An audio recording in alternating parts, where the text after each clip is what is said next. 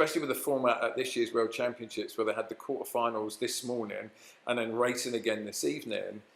You know, many of you at home, it's hard for you to realise just how much power these guys are putting out and the damage they can do to themselves in what looks like a very short race. You know, you'll see these guys afterwards, they're going to be on the floor and they're going to be really struggling to recover because they can just do so much damage because they're so powerful.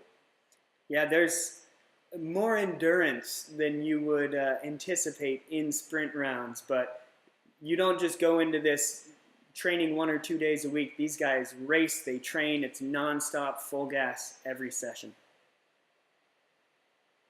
So Nate, here we come to the final. Who's your pick for the bronze medal? It's tough. Obviously, being a friend of Max Levy, I always want to see him do well. I know his legs are pretty gassed after the Keirin yesterday, getting third there. And I know that Sebastian has always given Max a run for his money and not been an easy person to beat. Yeah, as an older athlete myself, I can guarantee you that as you get a bit older, that recovery gets a little bit more difficult between rounds. It's easier for the younger guys. So you have the kind of the experience and the calmness that the older athlete brings to the racing against that kind of youthful exuberance and maybe a little bit extra recovery that the younger guys have. Yeah, 100%. Being younger helps, but then again, the experience, the mindset of somebody like Max, if you tell him to jump a certain height, he'll probably be able to do it. He just looks so calm and clearly enjoying himself, and it's something I like athletes to be able to do. I feel if you're enjoying the racing, you just race better, you enjoy the whole experience more, and you tend to perform better under pressure if you find ways to enjoy what you're doing. Yes, it's enjoyable most of the time, but I don't know if these guys are completely enjoying it in the moment. I hope they look back in a few years and enjoy it. So we see Sebastian leading it out, Max leaving a little bit of a gap, just making sure he keeps him in his sights. What do you think Sebastian's trying to do in this race? Well, he knows he's a faster qualifier, so he has the higher top speed. As you can see here, Max is now taking the race on nice and early. He wants to get Sebastian going. He wants to use that slipstream at the end of the race to be able to come past him. Yeah, Max likes a faster race, a longer race. It plays out to his tactics, and you see Sebastian keeping him on his hip, Max trying to move around, and underneath by Max. Great move there to take the lead from Max. He drew him up, Sebastian fell for it, and the race is now on. 1 lap to go. We'll see what Sebastian can do. Levy in front, 200 meters to go, side by side. We'll see what that strength brings from Max, and it is going to be tough coming out. Oh, it's close.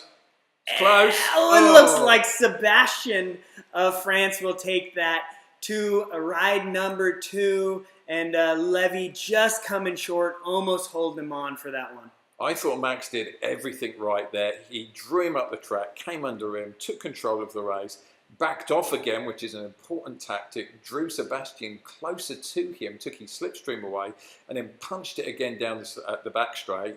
And you can see here, side by side in that turn, Max is actually slightly ahead here, but Sebastian just has that extra bit of speed to come round him at the end. Great ride by Max. Speed won that one in the end.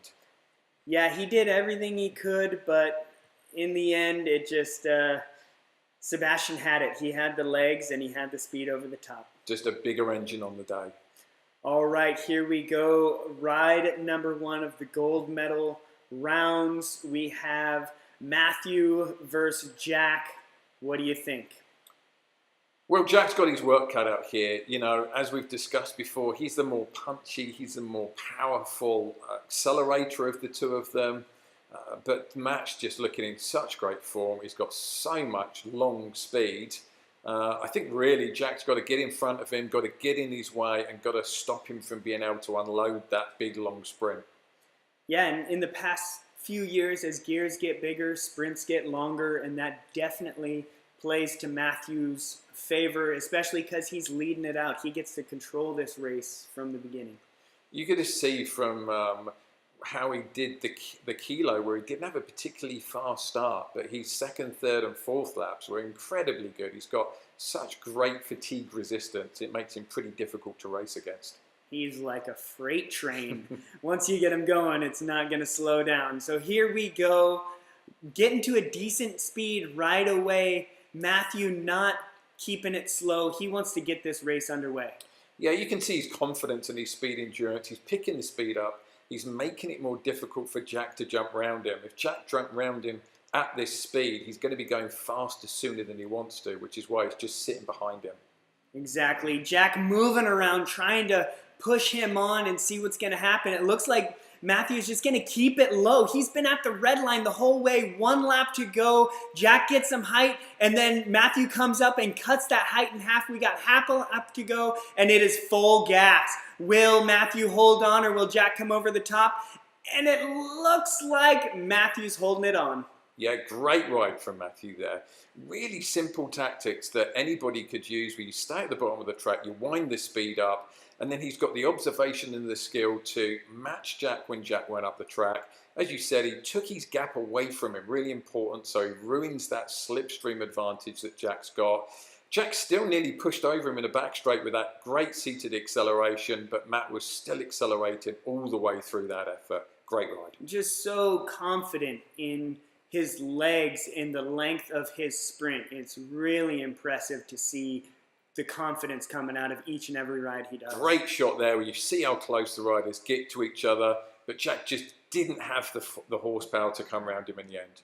And so we see a good amount of difference between the previous rides in the semifinal and these final rides. They're much closer because the riders themselves are closer as well.